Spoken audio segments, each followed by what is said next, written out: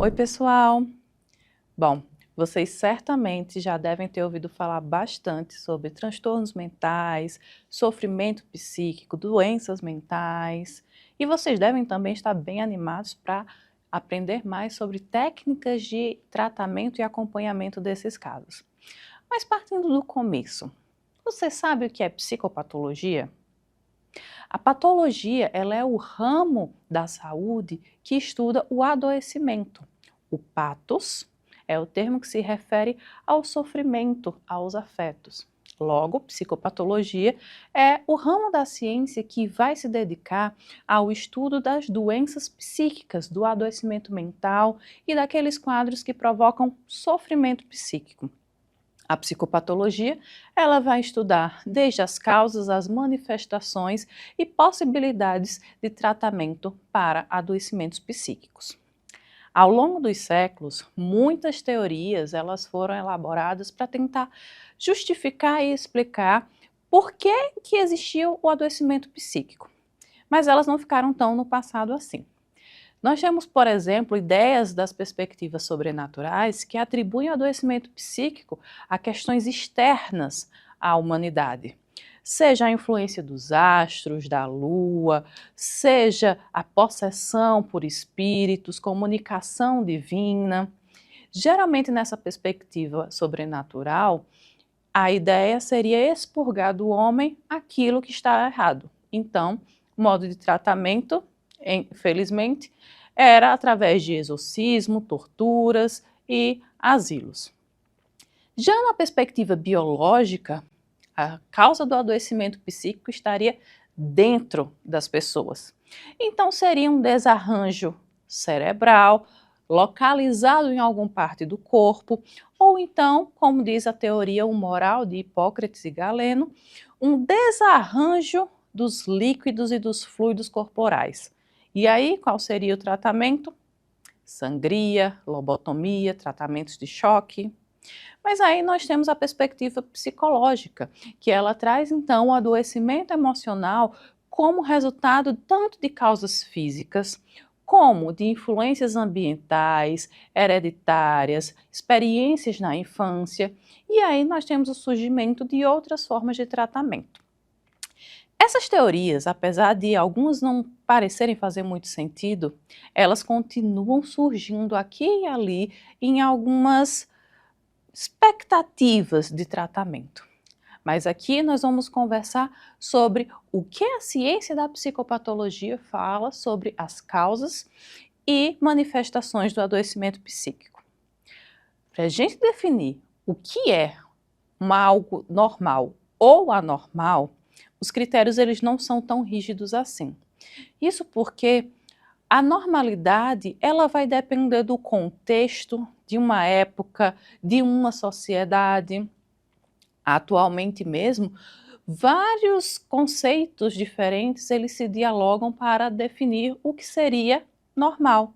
Então, desde a ideia de não apresentar sintomas ou doenças, algo que é estatisticamente mais frequente na nossa sociedade, algo que é esperado que se aconteça numa determinada sociedade, a percepção subjetiva de uma pessoa sobre como ela está se sentindo, a perda do seu funcionamento habitual e até mesmo da sua liberdade.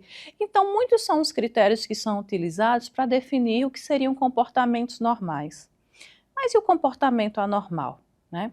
Ao longo dos séculos, já foi chamado de alienação, doença mental, e hoje em dia nós chamamos de transtornos mentais. E o que é preciso encontrar para se identificar um transtorno mental? Então, primeiramente, é preciso se identificar algum tipo de desordem, de disfunção psicológica, seja ela de ordem cognitiva, emocional ou comportamental. É preciso também que haja algum nível de sofrimento ou prejuízo das funções e que a resposta comportamental ela seja atípica, ela seja diferente da maioria. Bom, nós vamos ver que alguns comportamentos eles vão ser vistos em épocas diferentes do mundo, ora como normais, ora como anormais, mas o nosso papel enquanto psicopatólogos não é fazer um julgamento moral do que seria bom ou positivo como normal ou anormal, mas sim identificarmos os sinais e sintomas. Esse é o trabalho que nós faremos ao estudar a semiologia e a semiotécnica dos fenômenos psíquicos. Então, o que são sinais? Sinais, primeiramente, são aqueles comportamentos que podem ser percebidos por outras pessoas.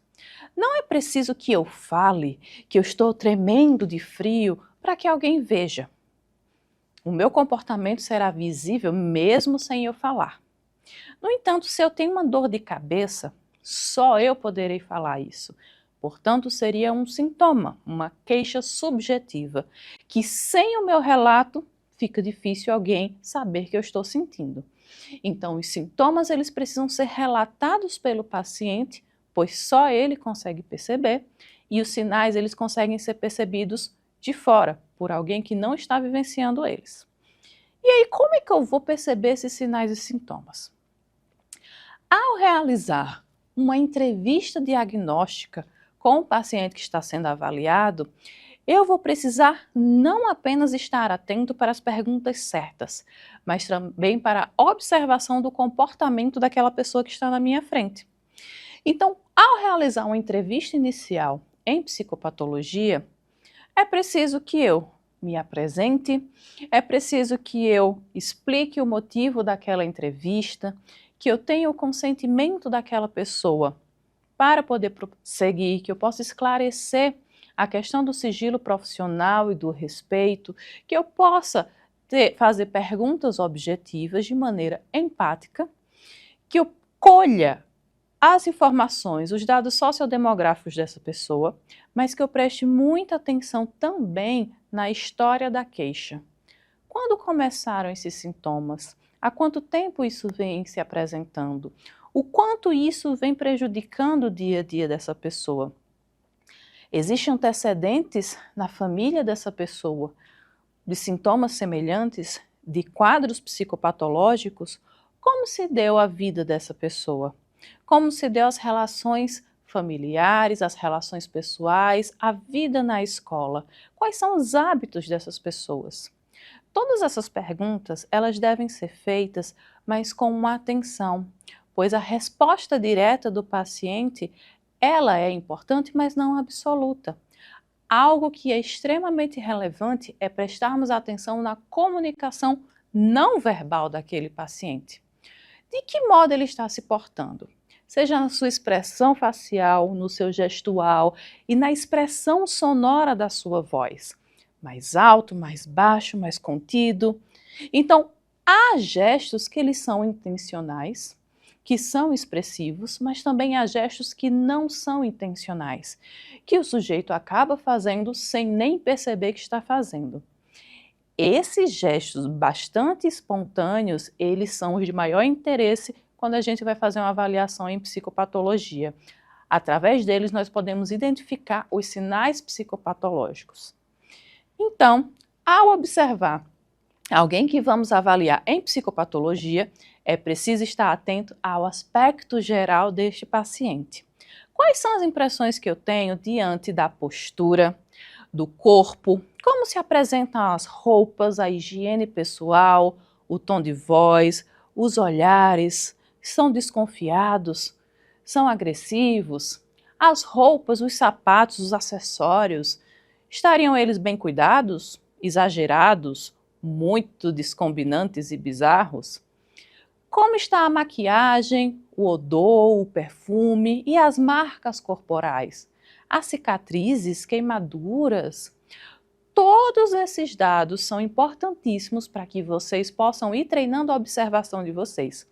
Logo mais nós vamos conhecer melhor sobre as funções psíquicas e suas alterações, e para a gente conseguir identificar os sinais e sintomas em cada uma delas, é preciso estar ligado a todos esses aspectos gerais do paciente na hora de fazer uma entrevista.